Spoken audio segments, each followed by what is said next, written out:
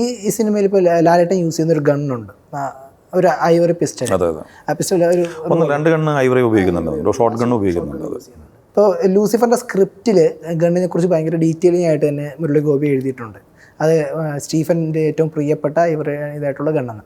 അപ്പോൾ ആ ഗണ്ണ് ഒരുക്കിയ 2 ഐവറി ഗൺസ് ഒരുക്കിയതിൻ്റെ ഒരു അല്ല, ഗണ്ണ് നമ്മളെ ഇവരായിരുന്ന നമ്മുടെ ഈ ഗണ്ണ് സപ്ലൈ ചെയ്യുന്ന ആളുകളുണ്ട് നമുക്ക്. ഇപ്പോൾ ബോംബെയിലും ഹൈദരാബാദും പല ചെന്നൈയിലൊക്കെ ഉണ്ട് ഗണ്ണ് സപ്ലൈ ചെയ്യുന്നത്. പക്ഷേ നമ്മളിപ്പം ചൂസ് ചെയ്തിട്ടുള്ളത് ഹൈദരാബാദിൽ നിന്നും നമ്മുടെ ബോംബെയിൽ നിന്നുള്ള ഗണ്ണാണ് ഉപയോഗിച്ചിരിക്കുന്നത്. അതിലത്തെ ആ പിസ്റ്റള് ബോംബെ ടീമിൻ്റെയാണ്. അത് നമ്മൾ ലൂസിഫറിൽ ഉപയോഗിച്ചിട്ടുണ്ട്. ആ സെയിം ഗണ്ണിനാണിത്. അത് ബ്ലാക്ക് ആയിരുന്നു, നമ്മൾ ഐവറി ആക്കിയെന്ന് മാത്രമേ ഉള്ളൂ. പക്ഷേ ഷൂട്ട് കഴിഞ്ഞിട്ട് നമ്മൾ അത് വീണ്ടും തിരിച്ച് ബ്ലാക്ക് അതെ അതെ, നമ്മൾ ഐവറി അത് കളർ ചെയ്തിട്ട് ആക്കുന്നു മാത്രമേ ഉള്ളൂ സംഭവം. മറ്റേ ഐവറി, പക്ഷേ അങ്ങനെ ഐവറി പിസ്റ്റള് വരാറില്ലാന്ന് തോന്നുന്നു. ഞാൻ ശ്രദ്ധിച്ചിട്ടുള്ളത് മറ്റേ ബ്ലാക്കാണ് കാണുന്നത്. അതെ, ബ്ലാക്കാണ് കാണാറ്.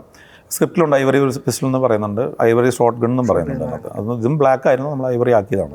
എല്ലാം അതെ, പിന്നെ കെയുടെ ഒരു ഹെലികോപ്റ്ററിലുണ്ട്. അത് ഈ പോസ്റ്റേഴ്സ് റിലീസ് ചെയ്ത സമയത്ത് ആ ഒരു ബ്രില്യൻസുകളെ കുറിച്ചുള്ള ടോക്കുകളൊക്കെ കണ്ടിരുന്നു.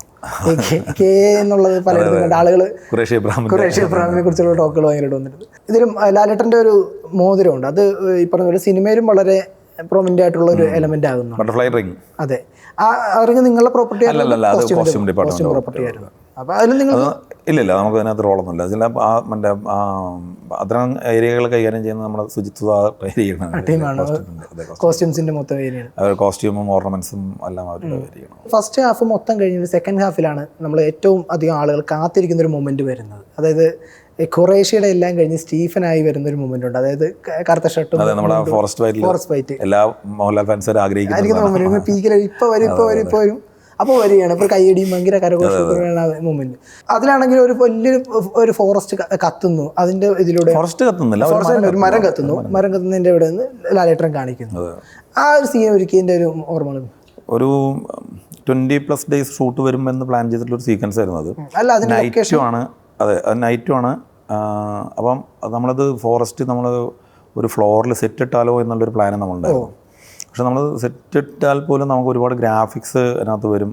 നമ്മളിപ്പോൾ ഫ്ലോറിനകത്ത് ഇപ്പോൾ വെച്ചാൽ നൈറ്റ് ഷൂട്ട് ചെയ്യാന്ന് പറഞ്ഞതിൻ്റെ ഒരു കോംപ്ലിക്കേഷൻസ്. അപ്പം പിന്നെ ഇപ്പോൾ 22 ഡേയ്സ് ലാൽ സാറിനെ വെച്ചിട്ട് നൈറ്റ് ഷൂട്ട് ചെയ്യാന്ന് പറയുമ്പോൾ നമുക്ക് നൈറ്റ് അപ്പം ഫ്ലോറിൽ സെറ്റ് ഇടാണെങ്കിലുള്ള ഒരു ഗുണം എന്ന് പറഞ്ഞിട്ടുണ്ടെങ്കിൽ നമുക്കിപ്പം രാവിലെ ഒരു 6 o'clock എല്ലാവരും അസംബിൾ ആയി കഴിഞ്ഞിട്ടുണ്ടെങ്കിൽ നമുക്കൊരു 8 o'clock ഒക്കെ ആകുമ്പോൾ ഷൂട്ട് സ്റ്റാർട്ട് ചെയ്യാം. നമുക്കൊരു 9:30 വരെ അല്ലെങ്കിൽ 10 o'clock വരെ ഷൂട്ട് പോകാൻ പറ്റും. നമുക്ക് നൈറ്റും ഡേയും അവിടെ പോകാൻ പറ്റും. പക്ഷേ ഔട്ട്ഡോർ വരുമ്പോൾ സമയത്ത് നമ്മൾ ഒരു സൺസെറ്റിൽ തുടങ്ങിയിട്ട് സൺറൈസിൻ്റെ മുൻപ് തീർക്കണം. ഒരു ദിവസം അത്രയും നമുക്ക് ആ ടൈം കിട്ടുന്നത്. അങ്ങനെ നമ്മൾ ഫ്ലോറിലേക്കും ചെയ്താലോന്നുള്ള. അപ്പം ഫ്ലോറിൽ ചെയ്യുന്നതിൻ്റെ ഒരു എക്സ്പെൻസ് വെച്ചിട്ട് പിന്നെ ആ ഒരു എക്സ്പെൻസും പിന്നെ അഡീഷണൽ ഗ്രാഫിക്സ് വേണം. അപ്പോൾ നമുക്ക് കുറച്ചും കൂടി ലിമിറ്റേഷൻ വരും. നമുക്ക് ഇത്ര ഏരിയയിൽ തന്നെ ഷൂട്ട് ചെയ്ത് ഫ്ലോറിലുള്ള സ്ഥലത്തിലേ ഷൂട്ട് ചെയ്യാൻ പറ്റുള്ളൂ. അപ്പോൾ ഇവരുടെ ഓട്ടവും പരിപാടിയും കാര്യങ്ങളും ഒക്കെ എടുക്കാനൊക്കെ വേണ്ടിയിട്ട് റിപ്പീറ്റ് ചെയ്ത് ചേഞ്ച് ചെയ്ത് ചെയ്യേണ്ടി വരും. അപ്പോൾ അങ്ങനെ ഒറിജിനൽ ഒരു ഫോറസ്റ്റ് ചെയ്യാമെന്ന് പറഞ്ഞിട്ട് അങ്ങനെ നമ്മൾ ഒരു ഫോറസ്റ്റ് കണ്ടെത്തിയിട്ട് അതിനകത്ത് തന്നെ അപ്പം ഫോറസ്റ്റ് കണ്ടെത്തിയപ്പം നമുക്ക് അവിടേക്ക് ഷൂട്ട് ചെയ്യാനുള്ള സ്പേസ്, അവിടെ ഫൈറ്റ് ചെയ്യാനുള്ള സ്പേസ് വേണം. അപ്പോൾ അവിടെ നമ്മൾ ബാക്കിയുള്ള എല്ലാ എക്യുപ്മെൻറ്റ്സും എത്തണം. അപ്പോൾ ലൈറ്റ് ചെയ്യാനുള്ള എന്താ പറയുക ക്രെയിനും, അത് നമ്മൾ ക്രെയിനിലൊക്കെ വെച്ചിട്ടാണ് ലൈറ്റിങ് ചെയ്തിട്ടുള്ളത്. അപ്പോൾ നമുക്ക് ആ ക്രെയിനിലെല്ലാം ഫോറസ്റ്റിലൂടെ പോകണം. അപ്പോൾ നമുക്ക് ഒരു കംഫർട്ട് സ്പേസ് നമുക്ക് കിട്ടിയപ്പം അവിടെ നമുക്ക് ഇപ്പോൾ ഈ കത്തിക്കാനുള്ള നമ്മൾ ഉണ്ടാക്കുന്ന മരം കത്തിക്കുമ്പോൾ അടുത്ത മരത്തിന് ഫയർ പിടിക്കാൻ പാടില്ല. അപ്പോൾ അങ്ങനെയുള്ള ഒരു ഡിസ്റ്റൻസിൽ ഒരു നല്ലൊരു സ്പേസ് കിട്ടിയാൽ മാത്രമേ നമുക്ക് വർക്ക് ചെയ്യാൻ പറ്റും. അപ്പം നമ്മൾ അങ്ങനത്തെ ഒരു സ്ഥലം കണ്ടെത്തിയപ്പോൾ നമുക്ക് കുറച്ചുകൂടി മരങ്ങളുടെ കുറച്ച് കുറവുണ്ടായിരുന്നു അവിടെ. അപ്പോൾ നമ്മളൊരു 16ഓളം മരങ്ങളും വള്ളിപ്പടർപ്പുകളും ഒക്കെ ക്രിയേറ്റ് ചെയ്തിട്ട് സെറ്റ് ചെയ്തതിന് ശേഷം ഒരെണ്ണം മരം കത്തിക്കാൻ വേണ്ടിയിട്ടും ഉണ്ടാക്കി.